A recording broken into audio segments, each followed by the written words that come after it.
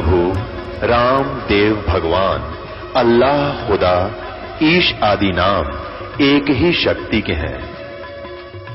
वो कैसा है, कहां है, कैसे मिलता है, किसने देखा है?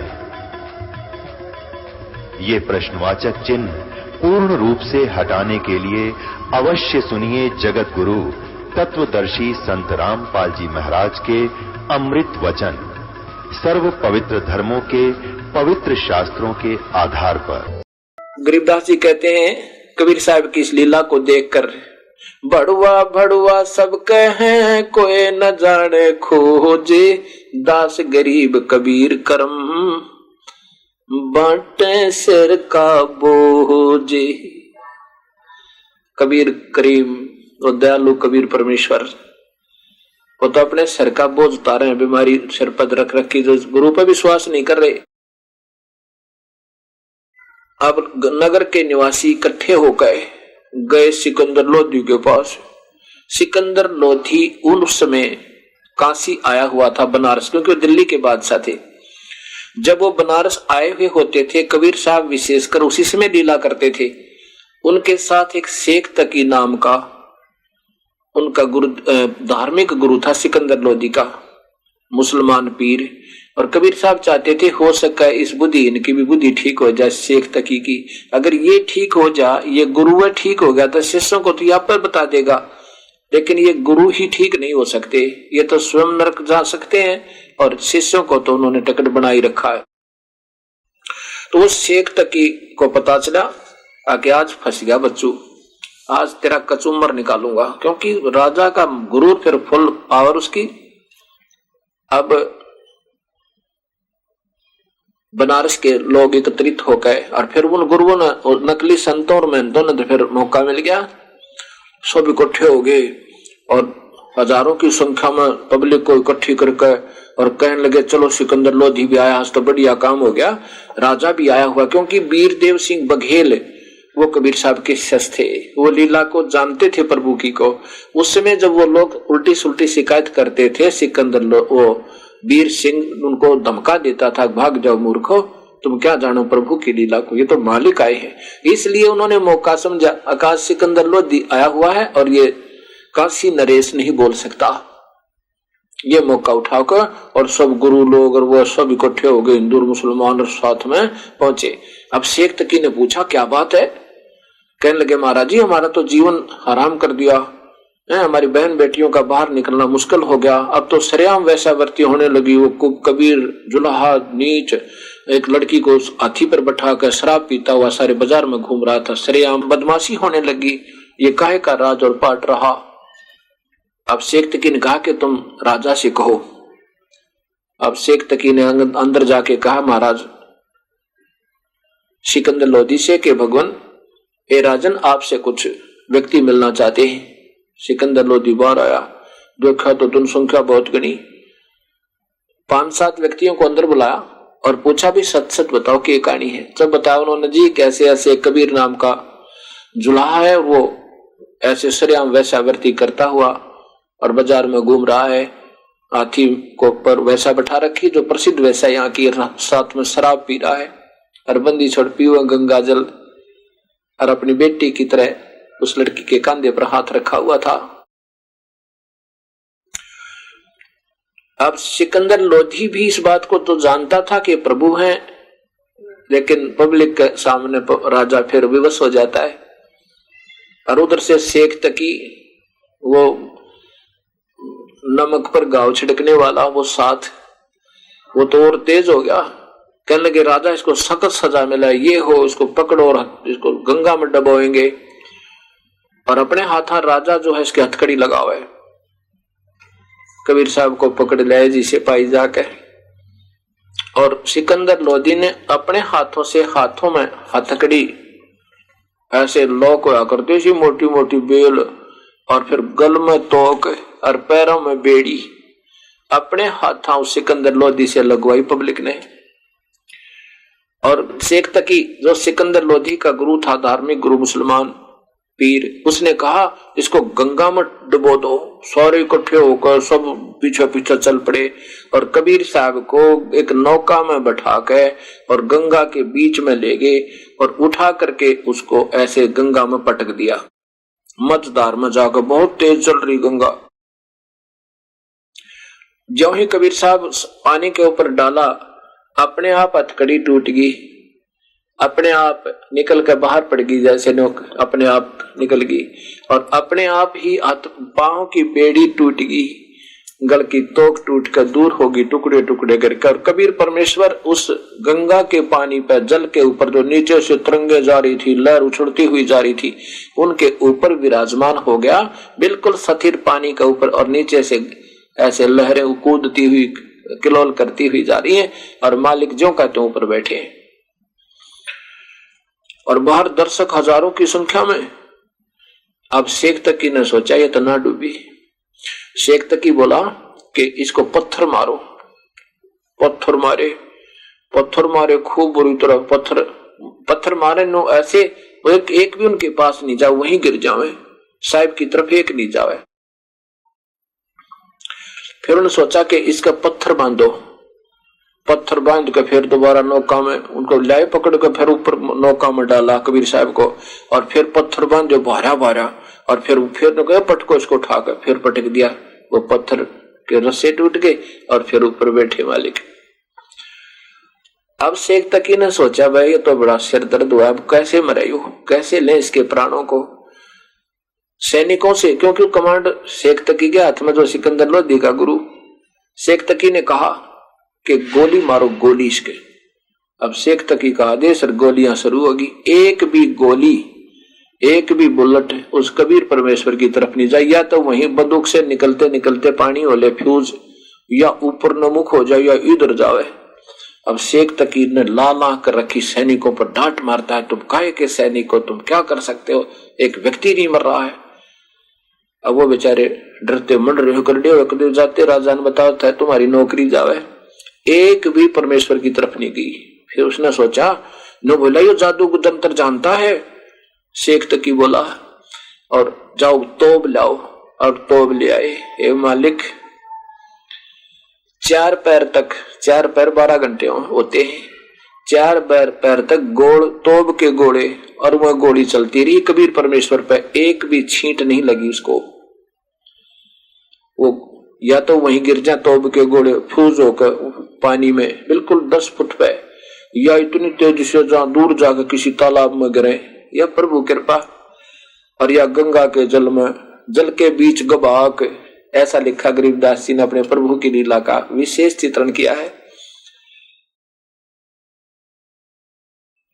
अब 4 पैर 12 घंटे तक जब वो थक लिए, तब कबीर साहब ने सोचा ये नादान, ये मूर्ख, ये शेख तकी के चक्कर में ये बूढ़ी आत्मा यहाँ दुख पाती रहेंगी और ये वापस नहीं जाएंगी। कबीर साहब ऐसे डुबकी लगा गए, सबने देखा डूब गया नीचे पानी में, और अब तो इसके ऊपर का रेत फिर जाएगा, खत्म हो गया।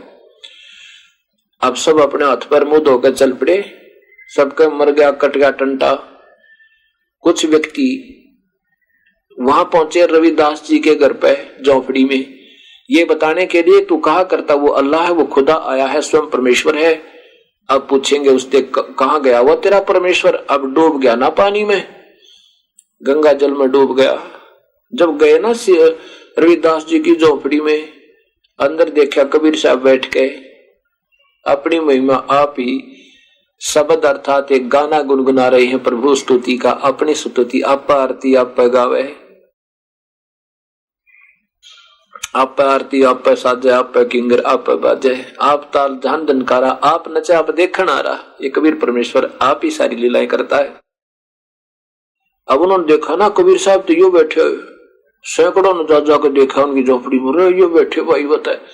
फिर आकर बताया सिकंदर शेख तकी था कि कबीर साहब तो वो बैठे रविदास जी के घर पे है। अरे वो वहां बैठे हैं, अरे भाई कमाल हो गया। फिर शेख तकी बोला लाओ पकड़ के, और उसको फिर पकड़ ले गए। सिकंदर लोधी से कहा कि इसको यहाँ खूनी हाथी के नीचे खत्म करवाओ सबके सामने।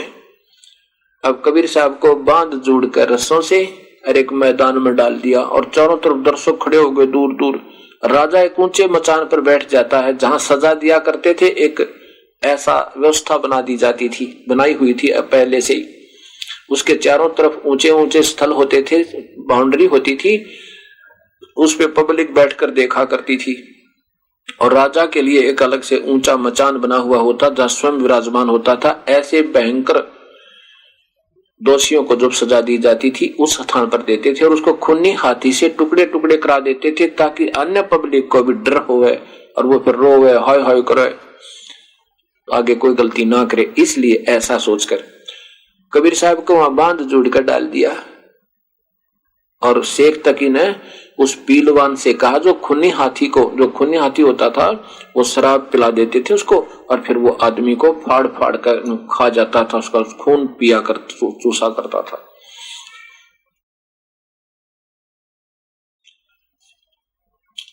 उस पीलवान से कहा कि अच्छी शराब पिला दे तेरे हाथी को और जाते इसके टुकड़े टुकड़े करवा दे, क्योंकि उसका दाग लग रही कि ये तेरा कांटा निकला, तेरे रोड़ा हो गया रास्ते में, इसने तेरी महिमा खत्म कर दी।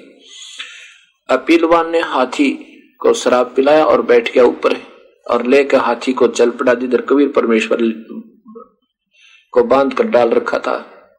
अब थोड़ी सी देर में वो अपने आप रस्से तक टूट गए, साहब ठीक ठाक बैठे। जब हाथी नजदीक आया ना, कबीर साहब ने एक शेर रूप दिखा दिया अपने पास, देख खड़ा जैसे शेर खड़ा उनके दौरे कि ना जाने के कर दे। और शेर को देख कर हाथी तो लीद कर चल चंगाड़ मारा और भाग लिया। और वो पीलवान ने सोची तेरी नौकरी गई, आज राजा तुझे यहाँ से निकालेगा, तेरे बच्चा ने भी मरवा दे। उसको भाले ठोकर फिर वापिस ला अंकुश मार मार के। कबीर साहब ने सोचा ये पीलवान इस हाथी को दुखी करेगा, नादान, इसका भी समाधान कर दूं। अब उस पीलवान को भी शेर का रूप दिखा दिया और पीलवान तो छोड़ गया हाथ में, तो वो पील उसका अंकुश भी गिर गया, हाथी से नीचे गिर गया डर के और हाथी भाग गया। फिर वो कबीर परमेश्वर खड़े हुए तो राजा को दर्शन दिए उस अपने वास्तविक रूप के। राजा इतना भयभीत हो गया, सिकंदर लोधी वहीं से कांपने लगा था अपने मचान पर, ऊंचे से जो बैठा था स्टेज पर प्लेटफार्म पे, वहीं से घबरा कर नीचे डरता हुआ ऐसे कांपता हुआ कबीर परमेश्वर के चरणों में आ गए और सबके सामने पब्लिक के सामने दंडवत प्रणाम कर हाथ जोड़ा, माफी मांगे, मुझे बख्श दो परवरदिगार, मेरे से गलती होगी, हे दाता मैं जिंदगी में फिर कभी नहीं करूंगा। कबीर साहब ने अपना रूप शांत किया, बुरा नहीं था, इतना ऊंचा शरीर दिखो सतलोक में उड़ा हुआ और तेजों में, लेकिन हमारे भगवान को देख करके हमारे पाप कर्मों का जो संग्रह होता है वो भागने लगता है, हमें डर लगता है। अब वो सतगुरु के चरणों में गिर गए और अक्षमा याचना करी कि प्रभु मैं आपको जान नहीं सका, आप तो मालिक हो, मैं तो आपको भूल जाता हूं मालिक, मैं भूल जाता हूं प्रभु, ए दाता आप तो वास्तव में प्रभु हो, आप अल्लाह हो, खुदा हो। कबीर साहब बोले ठीक है मैं जो कुछ हूं, पर तुम्हारी बुद्धि तो मलिन होली सबकी। अब सिकंदर लोधी ने जब चरण लिए तो बाकी वो गुरु लोग थे ना, नकली संत और महंत और वो सारे पंडे, वो सब नाराज हो गए कि राजा तो फेवर लेता है, चल पड़े रूस को वहां तक, तो चले गए। अब कुछ दिनों के बाद क्या होता है, हाँ, एक अर्जुन सरजुन नाम के दो शिष्य कबीर साहब के थे। वो काफी दिनों के बाद 2-3 वर्ष के बाद वापस आए थे, कहीं बाहर गए हुए थे, वर्ष भर के बाद आए होंगे, 1 वर्ष के बाद वो बाहर से आए। हमने इन बातों में नहीं उलझना चाहिए कि 3 वर्ष के बाद आए या 4 वर्ष के बाद आए या 1 वर्ष के बाद आए। हमने ये इस कहानी कथाओं को थोड़ा सा समझना चाहिए, इसका उद्देश्य क्या है बताने का, इन लीलाओं के करने का क्या कारण था। जब वो वापस आए अर्जुन सरजुन कुछ दिनों के बाद, तो सभी व्यक्तियों ने जो गुरु विमुख हो गए थे वो कहते हैं भाई अर्जुन सरजुन गुरु जी ने तो कमाल कर दिया, भाई गलती कर दी, चाड़ा कर दिया, हम तो कितना जोगे नहीं छोड़े उन्होंने, वो तो एक वैश्या के लड़की के साथ ऐसे ऐसे किया उसने, हमने मना भी कराया पर हमारी नहीं मानी भाई। और गुरुजी तय, अब वो गुरुजी नहीं रहे।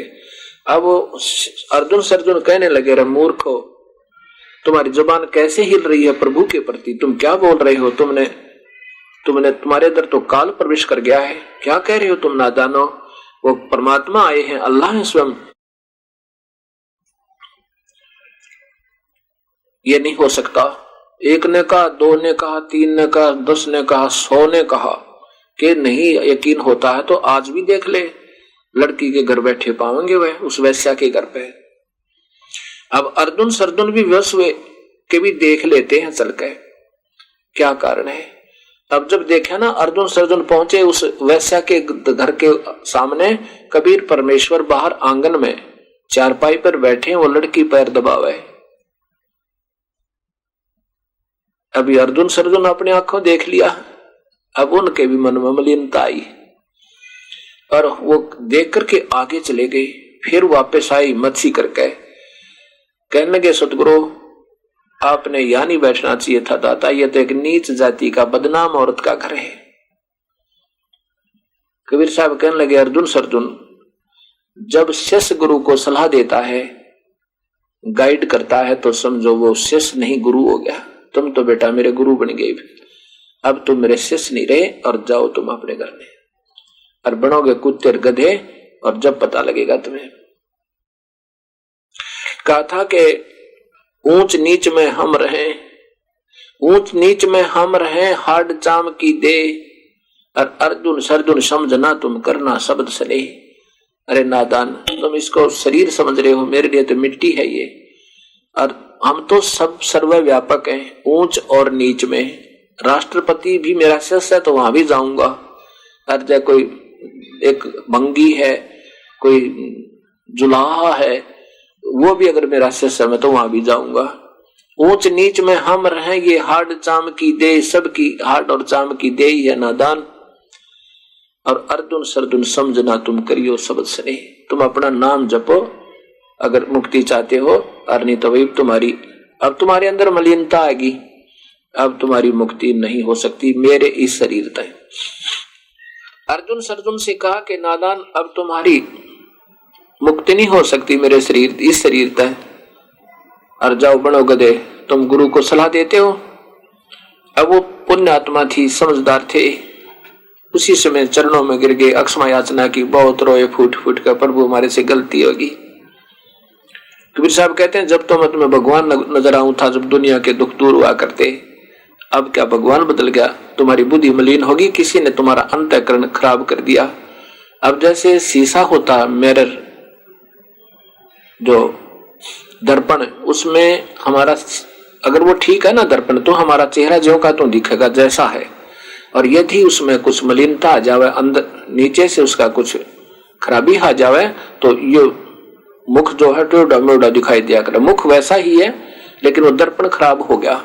ऐसे ही जब अंतःकरण जीव का मलिन हो जाता है, उसको वो परमात्मा तो संत भी बुरे लगा करें। तो अब तुम्हारी मुक्ति इस शरीर से यूं नहीं हो सकती, क्योंकि तुमने अब वो भाव बन नहीं सकता जो पहले श्रद्धा थी। अब दोनों बहुत रोए, फूट फूट कर रोए प्रभु, क्योंकि उनको याद आ गया कि सत्संग में सुना करते कि ना जाने ये मनुष्य शरीर फिर प्राप्त हो ना हो, कब होए, और फिर पूरे संत मिले ना मिले, या सत भक्ति मिले ना मिले, इस सब बातों का विचार करके बहुत रोए, बहुत रोए, रुदन मचा दिया कि प्रभु हमारा कल्याण करो, दया करो दाता, हम पापियों पर गलती होगी दाता, हमारे जजत नहीं थी, हमें यकीन तो नहीं हो रहा था, लेकिन 1 ने 2 ने 10 ने 100 ने यही प्रमाण दिया दाता, बुद्धिहीन जीव हमारे में कमी आई जाती है, आप तो जानी जान हो, बख्शणहार हो, दयालु हो, हमारा कल्याण करो मेरे दाता। कबीर साहब ने कहा भाई ठीक है, इस शरीर से तो तुम मुक्त नहीं हो सकते, चाहे कितनी बात बनाओ, चाहे अब मुझे तुम कुछ नहीं, वो स्थिति में नहीं जान सकते, उस लेवल में नहीं समझ सकते, और जब तक गुरु में पूरी श्रद्धा भगवान के तुल्य नहीं होगी तो जीव मुक्त नहीं हो सकता। तब कबीर साहब ने कहा भी ठीक है, कुछ वर्षों के बाद मैं फिर कहीं प्रकट होऊंगा और वहां पर अपनी कोई पुण्य आत्मा, कोई संत तैयार करूंगा। उस प्यारी आत्मा से तुम उपदेश ले लेना, फिर तुम्हारी मुक्ति हो जाएगी। और मैं दिल्ली से 30 किलोमीटर 30 मील की दूरी पर पश्चिम में कहीं भी आ सकता हूं। फिर वो कहते हैं, प्रभु आप कब आओगे? अभी समय लगेगा, सदियों बाद आऊंगा।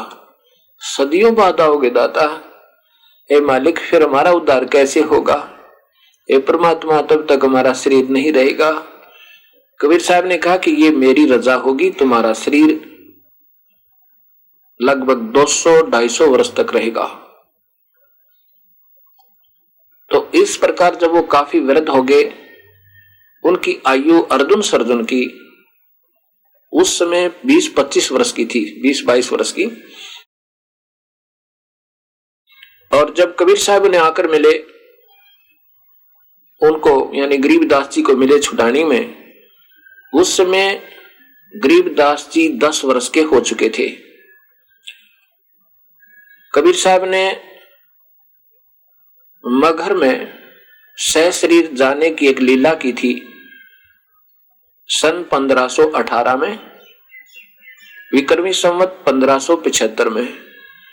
और फिर गरीबदास जी का छुड़ानी में आदरणीय गरीबदास जी का जो आविर्भाव हुआ विक्रमी संवत 1774 अर्थात सन 1717 में।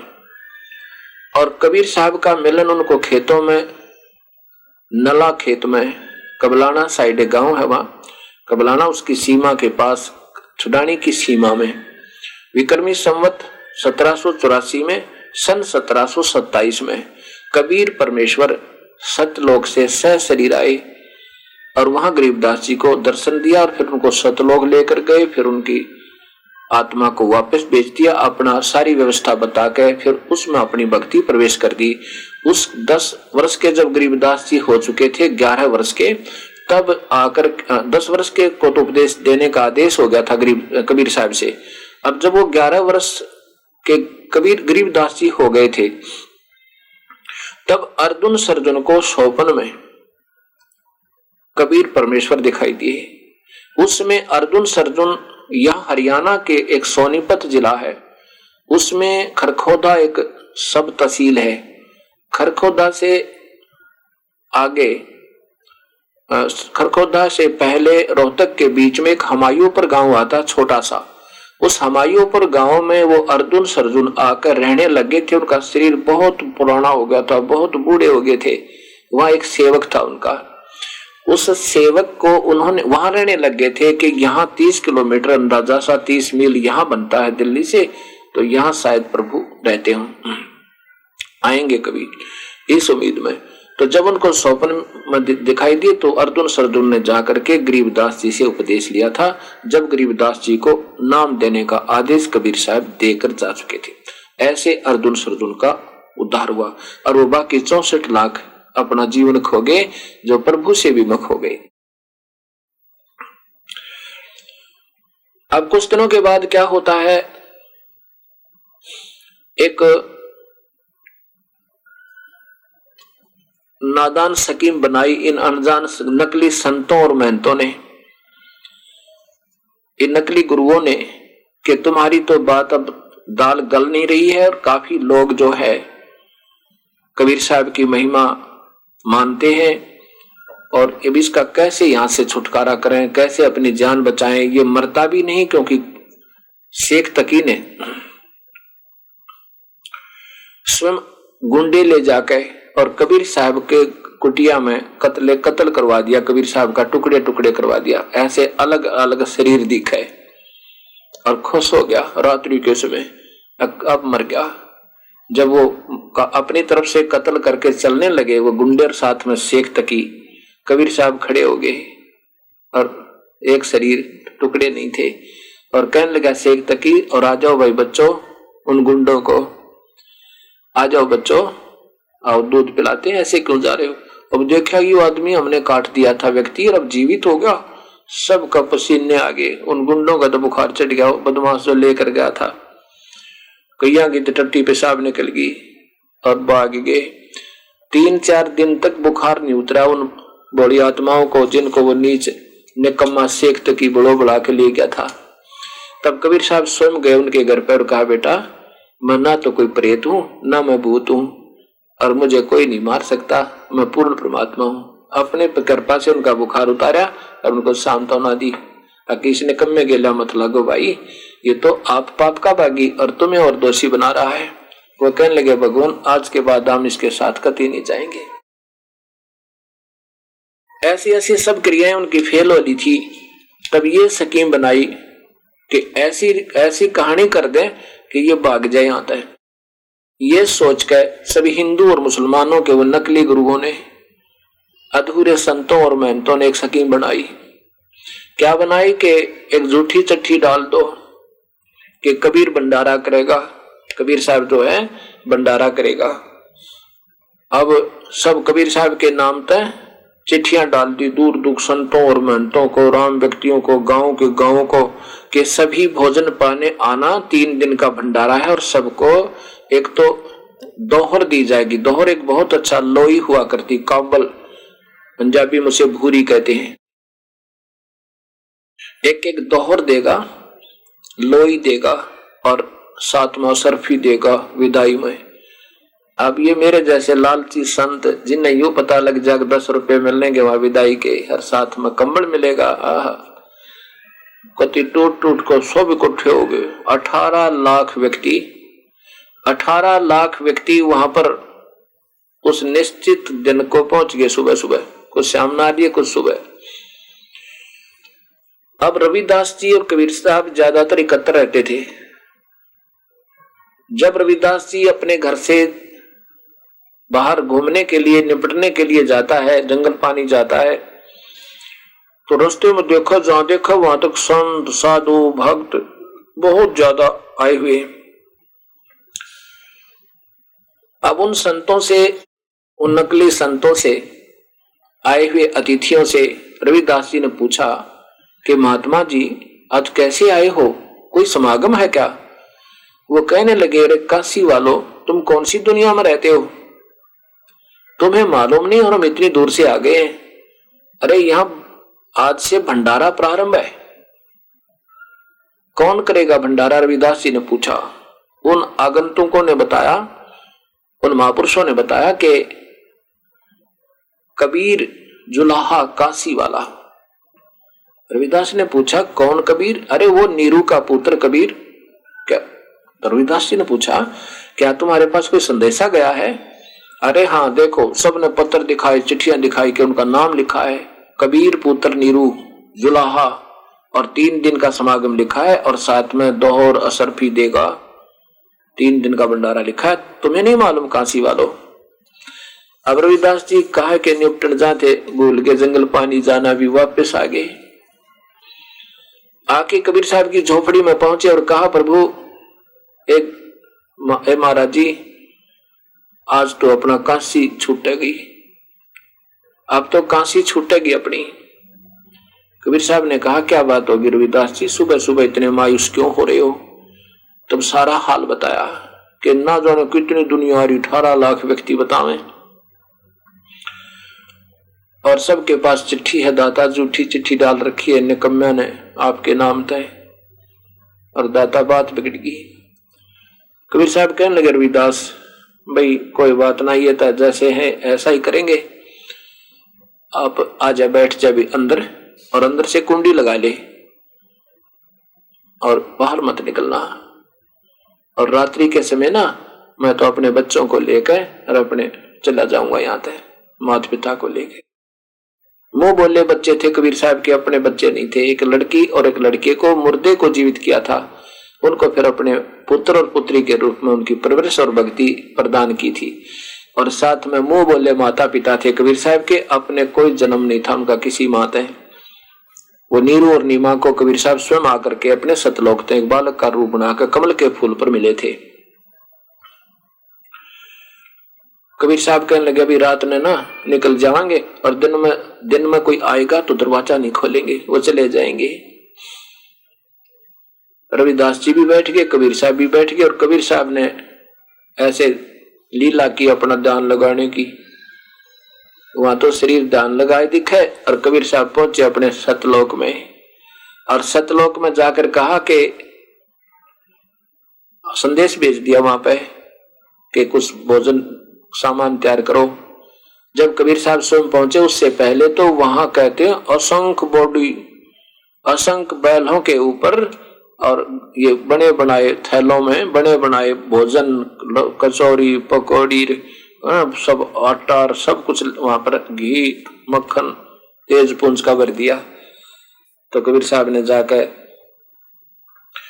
वहां पहुंचे तो उन्होंने कहा वहां के संतों ने, वहां की आत्माओं ने कि प्रभु आपके आदेश से ये सब तैयार कर रखा है, ले जाओ कबीर भगवान, जितने चाहो उतने ले जाओ। कबीर साहब ने कहा कि 9 लाख बैलों के ऊपर एक बोरे भर के थैले भर के सब सामान के और भेज दो। और साथ में बंजारे, वही सतलोक की आत्मा बंजारे बनकाई, वही सतलोक की आत्मा बैल बने। कबीर साहब की शक्ति था। और वहां आप स्वयं कबीर परमेश्वर एक केशव नाम का बंजारा बन गया, केशव नाम रख लिया, दूसरा रूप बना के वहां काशी के चौपड़ के बाजार में आकर और तंबू ला दिए, सफेद सफेद तंबू, सब जगह उनमें सामान ला दिया। पाड़ की पाड़ पड़ी है ना, ऊंचे ऊंचे ढेर के ढेर, पूरियों के, कचौड़ियों के, फिर माठ के माठ भरे सब्जियों के, खीर के, हलवे के, बर्फी, लाडू, जलेबी, क्या बात कही। और भंडारा शुरू कर दिया। और उधर कबीर साहब अपनी झोपड़ी में रविदास जी के साथ बैठे हैं, अंदर से कुंडी लाके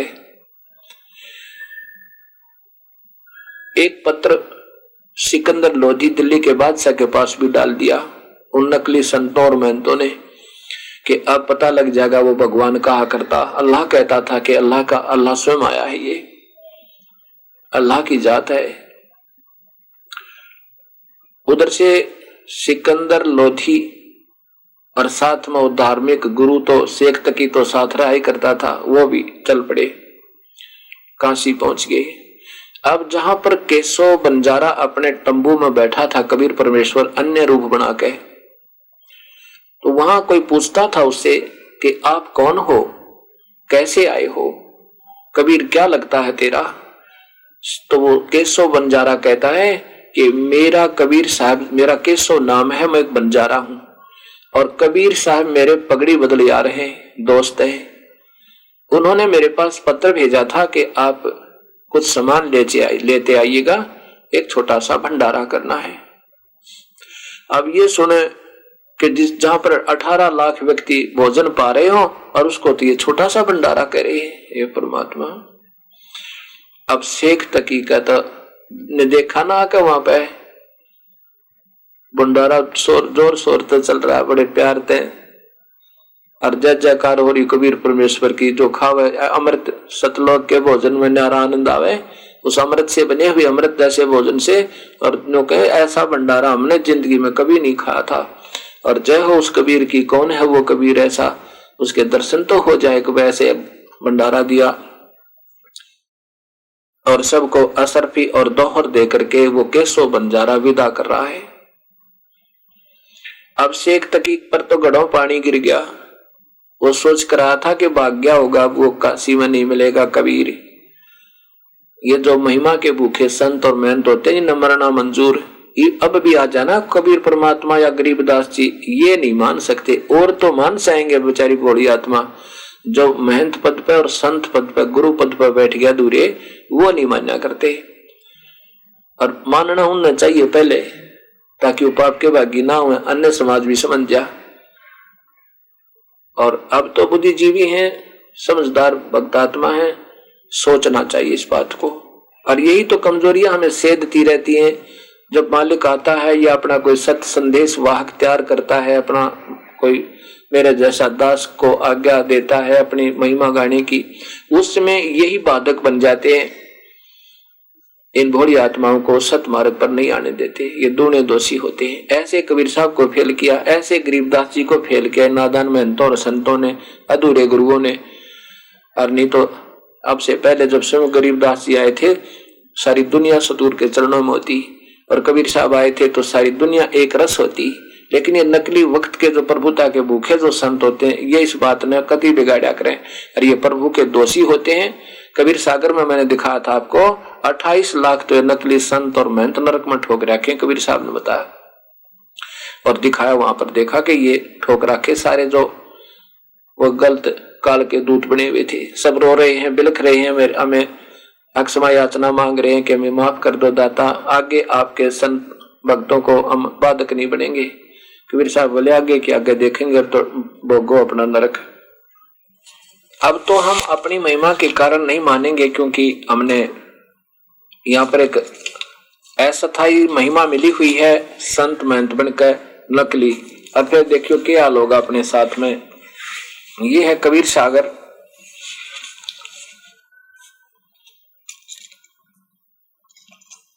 कबीर सागर संपूर्ण 11 भाग, इसके हमने 4 हिस्से बनवा रखे हैं। खेमराज श्री कृष्ण प्रकाशन बंबई, इसमें अंबु बोध देखो, अंबु बोध, अंबु सागर, अंबु सागर के 48 पृष्ठ पर अंबु सागर ये है नकली कड़हार बनकर जो काल बेचता है ना, नकली 2-3 प्यारी आत्मा जो पुण्यात्मा होती हैं उनको यहाँ भेज देता, जन्म देता, फिर इनको नकली नाम देकर नकली व्याख्या करके वो कहते हैं कड़हार का मतलब नाम देने वाले संत, कोई भी है चाहे वह। अब ये क्या कह रहे हैं, ये कड़िहार नकली कड़हार वचन, ये जो कुंड कुंड में बैठे दूता, ये देखो तब देखा दूतन का जाई 84 के कुंड बनवाई, और कुंड कुंड बैठे यमदूता देत जीव के कष्ट बहुता, जहाँ जाए हम ठाट रहावा देख त जीव विनय एक तब लावा। अब इन सब नकली संतों को कहते हैं 28 लाख को ठोक रखा था और ऊपर लट लेंगे यमदूत बैठे। और फिर मुझे देखकर मैं वहां खड़ा हुआ जाकर मुझे देखते ही सब ने विनती की, इन नकली गुरुओं ने जो आज अंडी पाके पर फिरे और सुनते नहीं किसी की, और जो सच्चाई बताओ वो कड़वी लगे उसे उसके दुश्मन बनते हैं। ये काल के प्रेरणा आता है। ये कड़िहार, कड़िहार माने जो नाम देने अपने आप नाम दे रहे हैं झूठे। मार जीव करे बड़ सोरा, वो पेटे वहां पर यम के दूतों से, बांध बांध कुंडन में बोरा, 1,28,00,000 पड़े कड़िहारा। ये नकली गुरु नकली संत और महंत 28 लाख ठोक रखे, बहुत कष्ट ताकत पुकारा, हम भूले स्वार्थ के संगी। वो आप पड़े पड़े वहां कह रहे हैं वो नकली संत और महंत, हम भूले स्वार्थ के संगी, अब हमारा नहीं कोई अर्दंगी, हमारा कोई साथी नहीं जो दुख न बटा ले। अर्दंगी माने हमारी स्त्री भी कोई ना। हम तो मरत अग्नि के छारा, हम तो जैसे अग्नि में जला करें ऐसे जल रहे हैं, अंग अंग सब जरत हमारा। कौन पुरुष अब राखे आई, अब मुझे कौन भगवान है जो हमें बचा दे। और करत गुहार चक्षु ढल जाई, आंखों में पानी पड़ा रो रहे। अब कबीर साहब कहते हैं मैं बोला ज्ञानी रूप में परमात्मा नाना रूप बनाकर जाते रहते हैं। करुणा देख दया दिल आवा, अरे दूत त्रास भास दिखावा, जीव अचेत बहे अज्ञाना, और गहे शब्द अति कीन गुमाना। वो नकली नाम लेकर अभिमानी में फिरे थे ना वह गुरुवीर संत भी, उनकी ये हालत हुई। 84 दूतन के बांधा, और शब्द डोर 14 यम सांधा, तब ज्ञानी सघन कह मारा, तुम तो जीवन के बंटवारा। तुमने तो जीवों के साथ धोखा किया था निकम्यों। और कहते तब ज्ञानी सभिन कह मारा, सब उनको गड़ा उड़ा घेर के। नकली संतों को यमदूत तक गढ़े गढ़े थे। कबीर साहब कहता मन ने भी ठोके उनके। हमरे साधन तुम बरमावा, हमारी जो सद सही भक्ति थी उसको तुमने बरमा दिया उन बोड़ी आत्माओं को। और पल पल सुरती जीव बड़गावा, तुमने तो सब जीवों को बिलगा दिया, अर्थात उन पर डबो दिया। और गही चोटी दूतन घिसियाए, यम और दूत विनय तब लाए। कबीर साहब कहे मैंने चोटी पकड़ पकड़ कर गड़े हुए घसीटे हुए नकली संत तो बने फिरे थे यहाँ पे। तब दूत वचन, चूक हमारी बख्श कर लीजिए, और मन माने तस आज्ञा कीजिए। अब बख्श तो दाता हमारे को वो नकली संत और वो दूत बने काए थे। हम तो धनी कही जस कीन्या, हमने तो इस काल के ने जो कहा हमने तो वैसे ही कर दिया। सो हम वचन मान सर लीना, और वही हमने सो माने वही, हमने तो उसी का वो वचन मान लिया जैसे उस काल ने कहा, हम ऐसे ही करते रहे। आपकी आत्माओं को मैंने धोखा दिया। अब नहीं हंस तुम्हारा बिगड़ाओ। अब हम आपके हंसों को नहीं दोहना बिगाड़ेंगे, नहीं तोड़ेंगे, अपने आप को गलत नहीं बताओगे जब जाओगे। नाम कहे सो लोग सिधारवे। अब हम आपके हंसों को नहीं बिगाड़ेंगे और वो नाम लेकर बेशक की चले जाओ लोग, और हम भी फिर नाम लेंगे। कभी मनुष्य शरीर हो गया था। विनती कीन करे बड़ सोरा, हम तो नाही करत कुछ जोरा। जस चाहो कि जो तस ज्ञानी, हम तो हाथ अब तुम्हारे बिकानी। अब किसी तरह करो दाता, हमारे पर दया करो। फिर कबीर साहब कहते हैं कि तब ज्ञानी बहुते हरसाई, तब हम बहुते हरसाई, और दूतन बंधन छोड़ो जाई। दूतन बंधन छोड़ो जाई, फल एक जीवन सुख कर दीना, तब संसार गवन हम कीना। अब फल एक जीवन सुख कर दीना। अब कहते हैं कि ये 28 लाख, ये फिर देख लो, ये नकली संत जो अधूरे ये 3 मंत्र का नाम नहीं दे पा रहे और ना उनको अधिकार है, ये परमात्मा की वाणी गलत नहीं है। तो स्वयं फिर वहां रोते हुए कहते हैं कि मारत जीव करबड़ सोरा, बांध बांध कुंडन में बोरा। 8,28,000 पड़े कड़ियारा, ये नकली नाम देने वाले, और बहुत कष्ट करत पुकारा। हम भूले स्वार्थ के संगी, अब हमरे नाही अर्दंगी। अब हमारे साथ कोई इस दुख न बाटड़िया नहीं। हम तो अमृत अग्नि के झारा, अंग अंग सब जरत हमारा। कौन पुरुष अब राखे आई, करत गुहार चक्षु डल जाई। अब हाथ जोड़ कर कहे तो कबीर साहब कहते हैं आगे सावधान रहना। तो इस प्रकार भाई ये दास ने ये डर लगन लग गया अब, और यही सोचता हूं कि हो सके कोई भगवान आत्मा समझ ले इस मेरी बार बार की प्रार्थना को स्वीकार कर ले वह, और बख्श दे इन बड़ी आत्माओं की जान जो लाखों की संख्या में इकट्ठे कर लिए, और ना वेदों का ज्ञान, ना अपने कुछ पुराणों का ज्ञान, ना अपने अपने मजहब के शास्त्रों को भी ढंग से नहीं समझ रहे, वैसे सुनी सुनाई बातों पर लगे हुए हो। हमने इन शास्त्रों को फिर देखना होगा, अपने प्रभु की मूल वाणी से ही फिर प्रारंभ करना होगा। इस प्रकार अब क्या होता है, अब शेख तकी को तो बड़ा दुख हुआ। सिकंदर लोधी ने कबीर परमेश्वर जो केशव रूप में वहां बैठे थे तंबू में, उससे पूछा आप कौन हो साहब, यहाँ क्यों नहीं आए, कहाँ है साहब कबीर साहब। केशव बंजारे रूप में प्रभु बोले कि जो उसका दास तो यहाँ बैठा है, मालिक ने दुखी होने की कोई आवश्यकता नहीं। मैं उनका पगड़ी बदलियार हूं, वो मेरे दोस्त हैं। उन्होंने एक संदेशा भेजा था, एक पत्र भेजा था कि एक भंडारा करना है छोटा सा, कुछ सामान लेते आइएगा, और उसका दास यहाँ बैठा है, वो क्यों कष्ट करे, वो तो अपनी झोपड़ी में है। सिकंदर लोधी ने आंखों में जल भर गया, हे परमात्मा देख बुद्धिहीन लोगों ने किसा जुल्म किया होगा मेरे मालिक के साथ, और कहा कि मैं तो कबीर साहब के दर्शन करके आता हूं।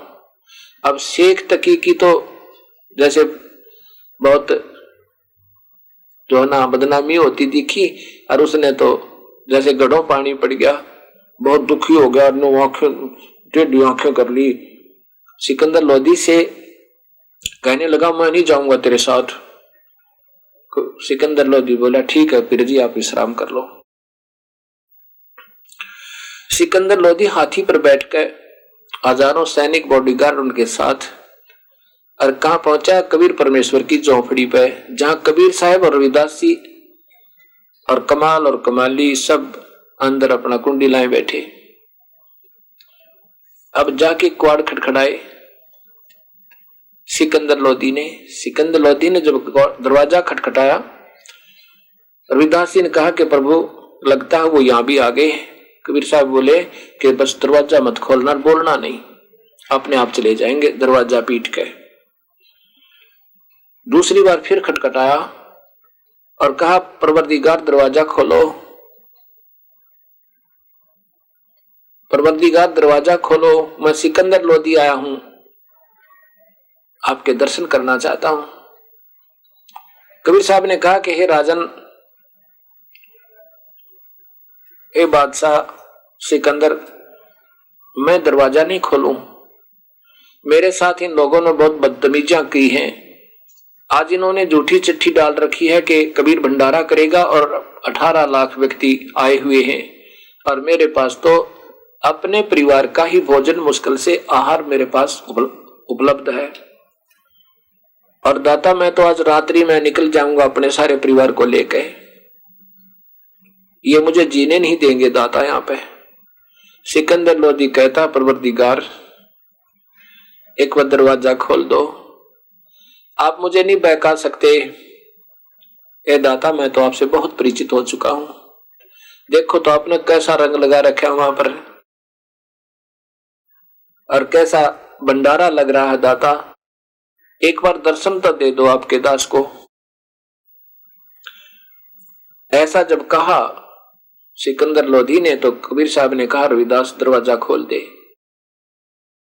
दरवाजा खोलते ही सिकंदर लोधी ने दंडवत प्रणाम किया समेत मुकुट के,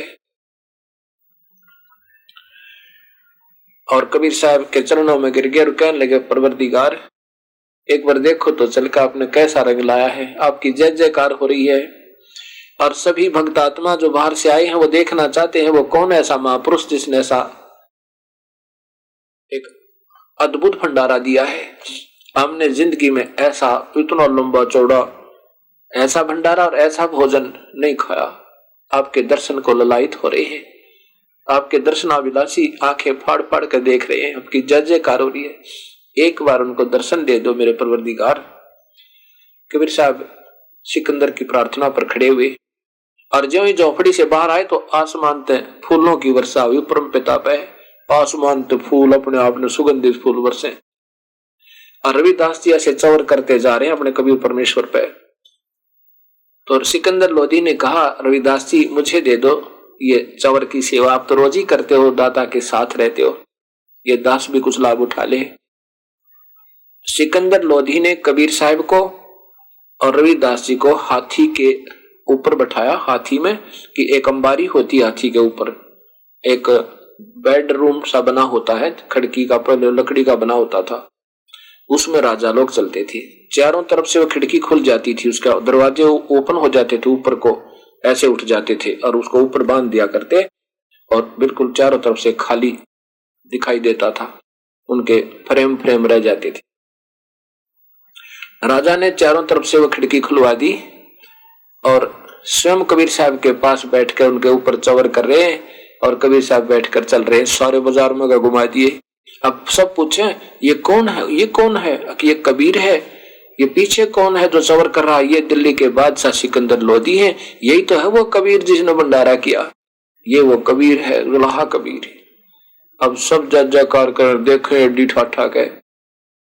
अब वहां पहुंच गए, सारे बाजार में घूम गए, वो कबीर परमेश्वर फिर हाथी से उतर गए, वहां पहुंच गए जहां अपने दूसरे रूप में केशव रूप में बैठे थे। वहां दो तख्त लग गए, एक तख्त पर कबीर साहब बैठ गए, एक पर केशव बैठ गया दूसरा रूप में, और सब हजारों की संख्या में, लाखों की संख्या में व्यक्ति बैठ गए वार्ता सुन। उनको केशव प्रश्न करे, कबीर साहब उत्तर देवे, 8 पैर देख लो कितने हुए, 24 घंटे तक 8 पैर तक गोष्ठी हुई, 8 पैर तक, अर्थात सत्संग किया कि हो सके अब भी कोई बड़ी आत्मा हमारी महिमा समझ ले, सतलोक की बात न जान जावे, और यहाँ से पीछा छुटवा ले। इस काल तो सारी सृष्टि रचना का प्रमाण दिया, बंदी छोड़ने और सब महिमा गाई, ये काल का जाल है, ब्रह्मा विष्णु महेश इस काल के ही पुत्र हैं, ये भी भोड़ी आत्माओं को यो काल फंसाए रखता है, इन्हीं के माध्यम से ये इन सब जीवों को उलझा रहा है, और वास्तव में परमात्मा मैं हूं। हम ही अलख अला है कुतुब गोस और पीर, गरीबदास खालिक दनी मेरा नाम कबीर। अब जब सारा भंडारा पूरा हो गया, सब अब अपने विदा हो गए, और जितने भी सतलोक से आए हुए बंजारे और बैल थे उनमें सारा बचा हुआ सामान तंबू उतार के और डाल कर उन बैलों पर और प्रस्थान कर दिया। सब बंजारे और बैल चल पड़े। जब वो बंजारे और बैल गंगा को पार करने लगे, दरिया को, तो बहुत तेज बहाव थी, ऊपर तक पानी नो उछल उछल कर चला था। और कबीर साहब की कृपा से बिल्कुल घुटनों से भी नीचे पानी चला गया 1 सेकंड में, और वो बंजारे और बैल पार हो गए। गंगा के आसपास ही वो चौपड़ का बाजार था, क्योंकि इतने पानी की व्यवस्था वहां गंगा जल से हो रही थी पीने की। तो जो ही सब खड़े खड़े देख रहे हैं कि एकदम गंगा नीचे उतर गई और घुटनों पानी, घुटनों से भी नीचे बैलों के, और जब पार हो लिए ना, जब परली तरफ पहुंच गए सब, एकदम गंगा उसी स्पीड में फुल स्विम में कतीनों पटड़ियों का ऊपर न उतरना होगी। अब हैरान रहे, कमाल की बात, ये फिर एकदम कैसे ऐसे हो गया। इतने में कबीर साहब, केशव और सिकंदर लोधी, शेख तकीर और सैकड़ों हजारों की संख्या में दर्शक वहां विराजमान थे। इतने में कबीर साहब से प्रश्न किया सिकंदर लोधी ने, हे दाता, देखा 1 सेकंड के बाद कि ना कोई बंजारा दिखा ना बैल, क्योंकि वो इतना लंबे जी 9 लाख बैल और उनके ऊपर वह गुण बोरे दे रखे, उनके साथ केस वह एक बंजारा, लाखों बंजारे भी थे। और देखा कहीं पर दिखाई नहीं दिए, ना इतने लंबी लाइन तो 1.5 किलोमीटर तक दिखा है। 1 मिनट के बाद, पल के बाद कोई नहीं दिखा। तब सिकंदर लोधी ने पूछा कि परवरदिगार, वो बंजारे और बैल कहाँ गए? कबीर साहब ने कहा, जहां से आए थे वहां गए, ये तो सतलोक से आए थे और ये दास स्वयं ही आया था लेकर के वहां से। इतने में वो केशव जो है कबीर साहब के शरीर में समा गया। देखते ही देखते अकेले कबीर साहब रह गए, केशव नहीं रहा। बोलो बंदी छोड़ कबीर साहेब की जय। अब ये बातें सुनकर शेख तकी का फिर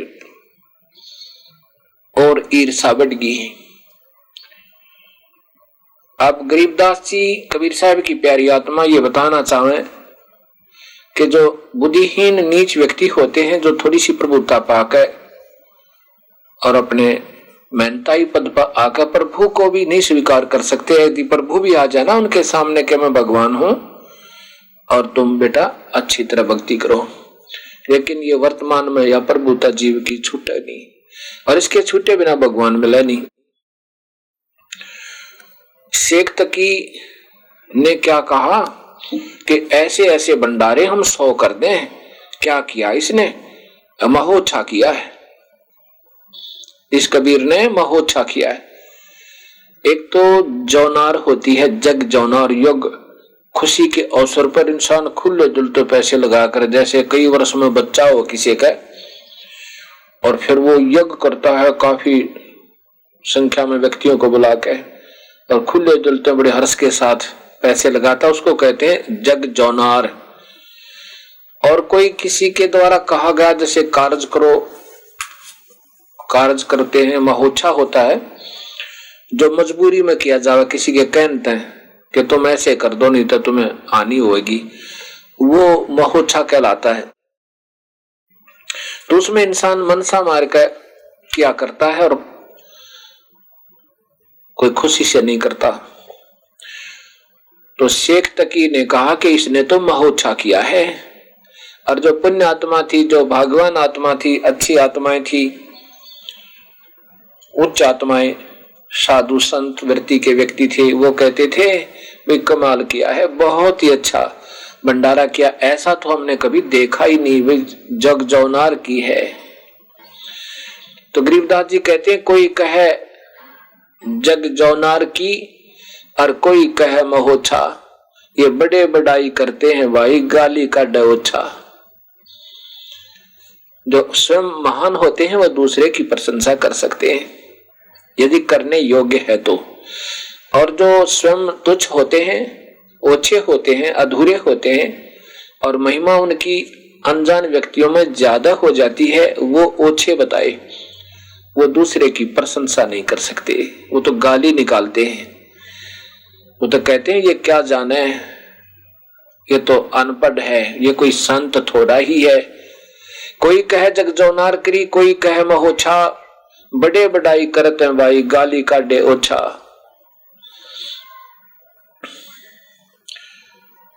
अब जब ऐसी बातें कही उस परमपिता के बारे में, शेख तकी की जुबान खत्म होगी, गूंगा हो गया और बहरा हो गया। उसकी ऐसी दुर्गति हुई। गरीबदास जी कहते हैं ऐसा दोष कहां धरे, ये दगद जमी आसमान, इतना पाप किए उस परमात्मा के साथ, इतना जुल्म किया उसने, अब इतने जुल्म को कहां रखे।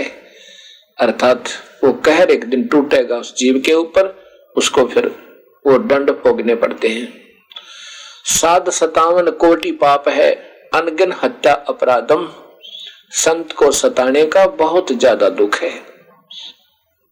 कबीर साहब सच्चाई बताया करते थे और उस समय के वर्तमान महंत और गुरुदेव उन प्यारी आत्माओं को, भोली आत्माओं को फिर गुमराह किया करते।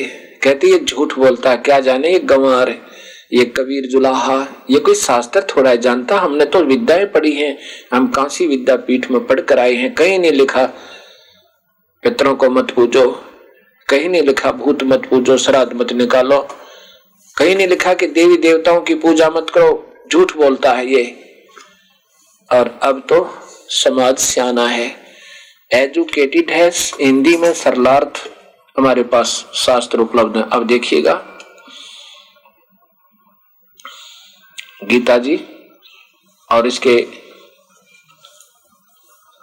अध्याय नंबर 9 के श्लोक नंबर 25 में, उसमें लिखा कि भूत पूजने वाले भूतों को प्राप्त होंगे, अर्थात भूत बनेंगे, और पितर पूजने वाले पितरों के पास जाएंगे, अर्थात पितर बनेंगे, पितरों के पास जाएंगे तो पितर बनेंगे, भूतों को प्राप्त होंगे तो भूत बनेंगे, और देवी देवताओं के पास जाएंगे तो देवी देवता के पुजारी देवी देवता नहीं उनके भी नौकर बनेंगे।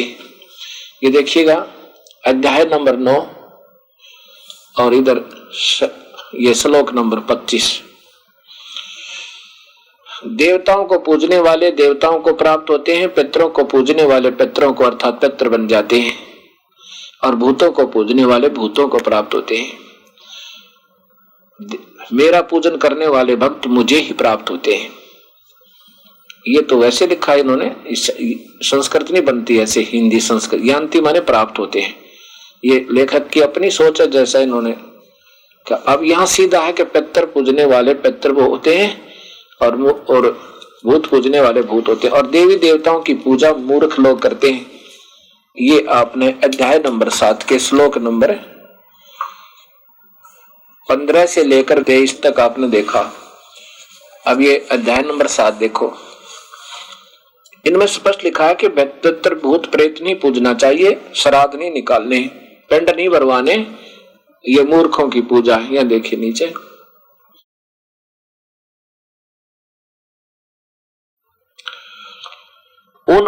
ये 20 नंबर श्लोक है, ये 12-13 से चला आ रहा है, 13, 14, 15 और फिर उसके बाद 20 पर आ जाता है। उन भोगों की कामना जिनके द्वारा जिनका ज्ञान हरा जा चुका है, वे अपने स्वभाव से प्रेरित होकर उस नियम के धारण करके अन्य देवता, इस संस्कृत भी सीधी बताती है, अन्य देवताओं की पूजा करते हैं। देव माने भगवान, अन्य देवता अन्य भगवानों की तीनों गुणों से लेकर नीचे की जो पूजा वह अन्य देवता कहलाती है। तो इसमें पूजा करते हैं, और इसमें यह लिखा कि ये जो जिसकी पूजा करता है उस बुद्धि को मैं ही वहां सेट किए रखता हूं, भगवान काल कह रहा है। पर उन मूर्खों का ये देखियो,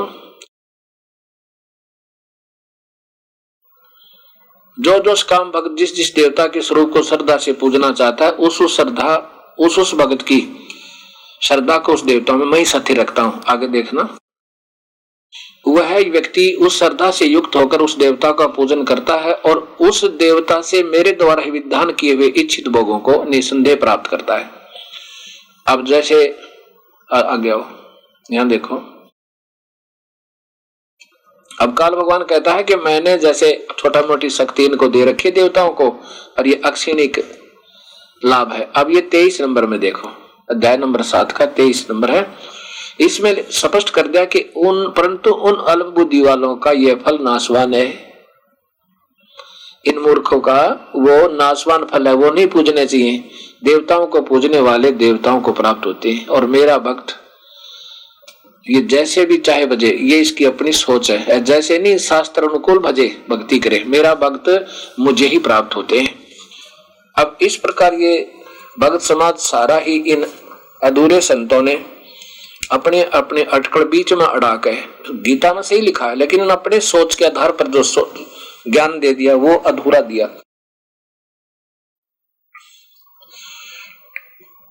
कबीर साहब ये सत्य बताया करते परंतु इस अनजान संतों ने उनको स्वीकार नहीं होने दिया और उसका परिणाम ये हो गया कि समाज इतना भक्तिहीन हो चुका है कि सच्चाई को स्वीकार करता ही नहीं। लेकिन अब सियाने हैं, पढ़े लिखे बहन भाई हो गए, बेटे और बेटियां होगी, अब अवश्य स्वीकार करेंगे। अब हमें थोड़ा सा डर बना रहता है कि कहीं हम इन देवताओं की पूजाओं को त्याग दें और पितर और भूतों को ना पूजें, श्राद्ध ना निकालें, कहीं हमें हानि ना कर दें। इनके पूजते पूजते परिवार के परिवार विनाश हुए आपको दिखा देता हूं, बिल्कुल सर्वनाश हुआ दिखा दूं तो। और इनके विरोध, इनको त्यागने से प्रभु साथ हो जाएगा पूर्ण परमात्मा, जो हमारे कर्मों के दंड को भी काट सकता है। फिर हानि नहीं हो सकती, ज्यादा होनी हो थोड़े में होगी। जैसे कबीर साहब कहते हैं, संत शरण में आने से आई टले बला, जय मस्तिष्क में सूली हो फिर कांटे में टल जा। पूरे संत की शरण में आने से आने वाली बला टल जाती है। मृत्यु होनी हो, सूली टूटना हो, कोई सजाए मौत होनी हो, एक कांटा लग गए और उससे बच जाए तो कुछ भी नहीं रहा, वो तो बिल्कुल समाप्त हो गया समझो कर्म। एक समय की बात है कि कुछ इन नादान संतों के भ्रमित की हुई भोली आत्मा गंगा के अंदर स्नान कर रही थी और साथ में फिर अपने पितरों को जल दे रही थी, गंगा जल उठाकर, और वहीं पर ऐसे सूर्य की तरफ मुंह करके ऐसे उसको मंत्र बोल बोल कर और यूं कर रहे थे। कबीर परमेश्वर वहां पहुंच गए, उन्होंने भी अपना गंगा में प्रवेश किया और ऐसे जल को बाहर फेंकना शुरू कर दिया किनारों पे। जो वो भक्तात्मा पितरों को जल दे रहे थे, सूर्य को पानी दे रहे थे, जल दे रहे थे, उन्होंने देखा कि ये पागल क्या कर रहा है। कहने लगे, ओ जुलाहा कबीर, तू क्या कर रहा है? ये कोई क्रिया थोड़ी है, तू क्या कर रहा है? कबीर साहब ने पूछा, आप क्या कर रहे हो? कहने लगे, हम तो पितरों को जल भेज रहे हैं स्वर्ग में, सूर्य को जल दे रहे हैं और पितरों को प्राप्त होगा हम स्वर्ग में। अच्छा, पितर कहाँ है तुम्हारे? के स्वर्ग में। अच्छा, मैं क्या कर रहा हूं बताऊं?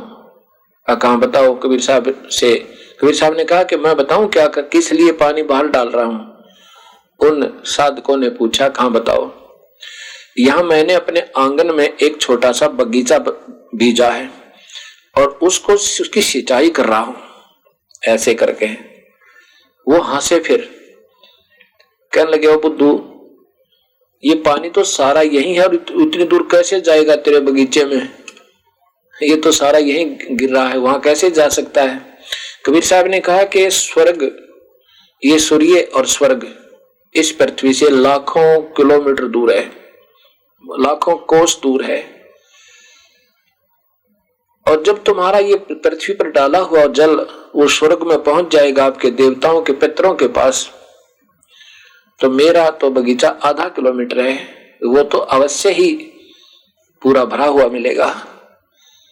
तब उनकी बुद्धि माया। कबीर साहब बोले, नादानो, एक बात सुनो, एक तरफ तो कहो तुम्हारे पितर स्वर्ग पहुंच गए, तुम्हारे पूर्वज, और फिर उनको जल भेज रहे। यदि वो स्वर्ग में पहुंच गए तो वहां जल का अभाव नहीं होगा, सीधी सी बात है, और जल का भी अभाव है तो फिर वो स्वर्ग में नहीं है।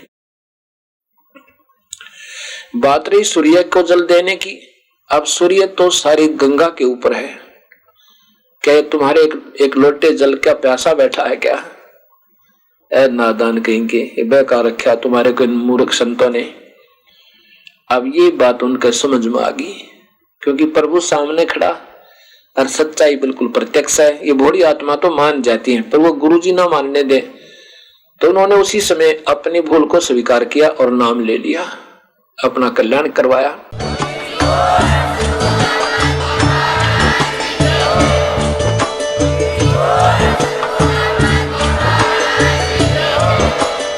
आप सुन रहे थे जगत गुरु तत्वदर्शी संत रामपाल जी महाराज जी के मंगल प्रवचन। अधिक जानकारी के लिए विजिट कीजिए हमारी वेबसाइट www.jagatgururampalji.org। संत रामपाल जी महाराज जी के शुभ आशीर्वाद से पूरे विश्व भर में 500 से भी ज्यादा नाम दीक्षा केंद्र हैं, जिन पर संत रामपाल जी महाराज जी द्वारा ऑनलाइन निशुल्क नाम दीक्षा दी जा रही है। अपने नजदीकी नाम दीक्षा केंद्र का पता करने के लिए संपर्क करें 8222880541।